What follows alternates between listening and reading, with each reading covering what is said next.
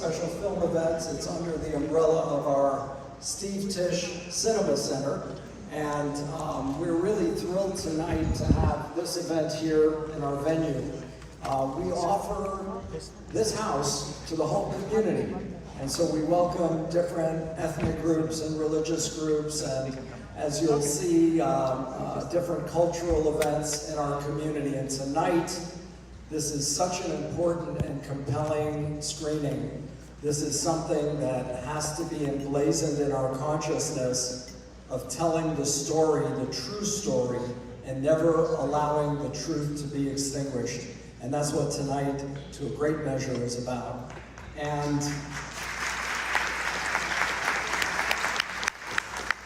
it's my great honor to welcome a couple of people who are going to come up and say a few words. Firstly, Scooter Braun, who contributed enormously to the music and entertainment industry, a major activist against anti-Semitism, and he's got a special announcement to make.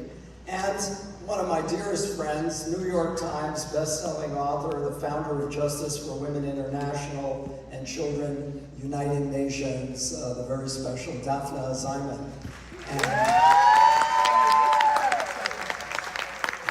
And as usual, Daphne brought her own fan club tonight. So welcome everyone, and we hope you'll carry the message of tonight out with you and post it and let everyone know what you saw and how it impacted you. Thank you very much.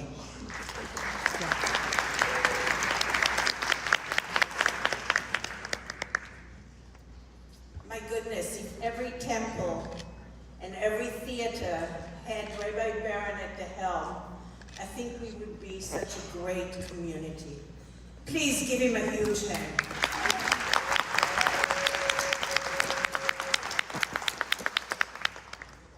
You know, tonight is very, very important.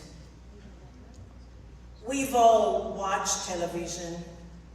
We've seen the result of intolerance and hate. Just this weekend, we saw the attempted assassination because of intolerance and hate. And here we are tonight, and we've gathered together because every single one of you is a gatekeeper for the future of our children, here locally and globally. Tonight, we have brought together many cultures and many religions, particularly representative of the Jewish religion, the Muslim religion, women groups, and so many others that have an important voice in the entertainment industry as well, because media carries our voices. Co-hosting tonight with me is a person who has made a huge impact on the entertainment industry and the music industry, but that's not why I invited him here tonight. Scooter Braun stands at the helm of where we all need to move towards. When he sees the wrong, he actually makes every effort to do something about it. Whether what he's done about the hurricanes, or what he's done for Make-A-Wish, or what he's done when there was terrorism incidents outside the Ariana Grande concert in Manchester. Scooter Braun has now, when he has seen what happened at Nova, he took the helm again and decided that it's not going to stop there. And he's going to tell you what he's actually doing about it. So I don't want to steal his words. But it takes people like Scooter. It takes one to make a huge change in the world, just one. And each one of you can be one in a combination of many. And all together, we can have such a huge impact. Because what has happened on October 7th is below the tipping point of humanity. When girls are raped and mutilated as a way of calling warfare on a country, that's somebody else's daughter. It's somebody else's sister. It's some father's crying eyes and mother. And that is intolerable. Such horrific situations should never occur on the global map. So I want to thank you all for responding in such a way.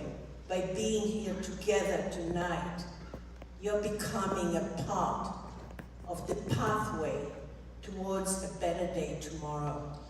I particularly want to thank some of the sponsors tonight. Stand with us, Rose Rostin and Esther here. Thank you so much. Women's Voices Now, Heidi's here. Thank you so much. Couldn't have done it without you.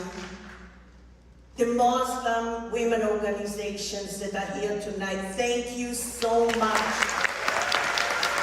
From the bottom of my heart. Ross Kemper and Linda Kokorian Kemper, thank you for sponsoring. Michael Thornton, thank you so much for sponsoring tonight as well. And Patty Glazer, thank you for coming forward and supporting this whole situation. You're an angel. And we have somebody here who, against all odds and against many threats, he's here to talk truth. And that's Ahmad, who is actually right here. Thank you, Ahmad. Ahmad's entire family was actually killed during the Gaza-Israel war. He was born in Gaza, and he's here tonight because he couldn't tolerate what Hamas did on October 7th, and that truth will ring forever. Thank you so much for your support and your love, kindness, and your truth. And with that, let me introduce my friend, somebody I truly admire, Scooter Braun.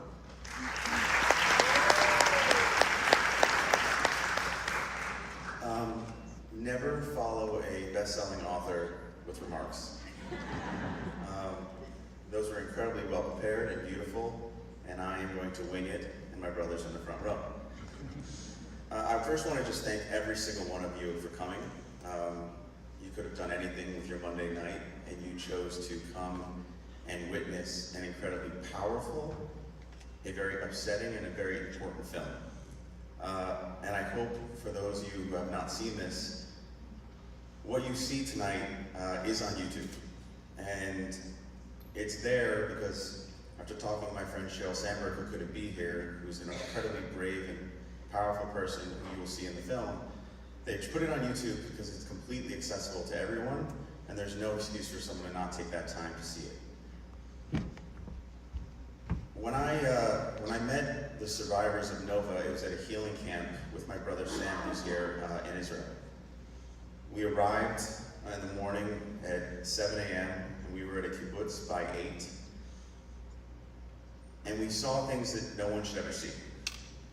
We saw devastation. Unfortunately, the blood was still on the walls. The smell, we'll never forget. And then we went from those communities to the Nova field. And we kind of expected to see what we saw, unfortunately. We knew this kind of evil was in the world because of our family background and the stories of the Holocaust, and my grandmother being in Auschwitz and my grandfather being in Dachau, and my unfortunate experience with someone who had the same ideology as Hamas, who committed a terrorist attack at one of our shows in Manchester. But when we arrived on the 4th day, we went to the Nova Healing Camp. and we saw kids 20 to 24 years old.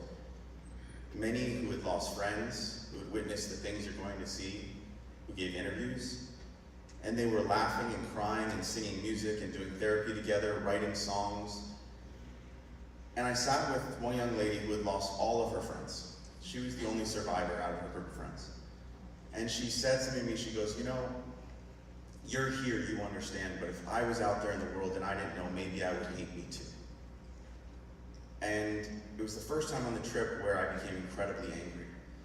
Because what happened to those kids at a music festival, the same music festival where our families would have gone to Coachella, or Stagecoach, or Governor's Ball, it was truly a music festival, and these kids were murdered as they were running away, as they were hiding in porta potties, as they were trying to escape in cars. And the world just abandoned them. The world was quiet, the world was silent. The industry I'd given my life for 23 years wasn't saying anything. And I was confused because when we had a terrorist attack in Manchester, 22 people were killed and many more maimed and injured. And within 2 weeks, the entire world rallied behind us. And we threw One Love Manchester just 2 weeks later, which was the biggest concert in the world, broadcast on every major network, every social media site. And every artist from the entire community showed up. 6-hour concert with the biggest names in music.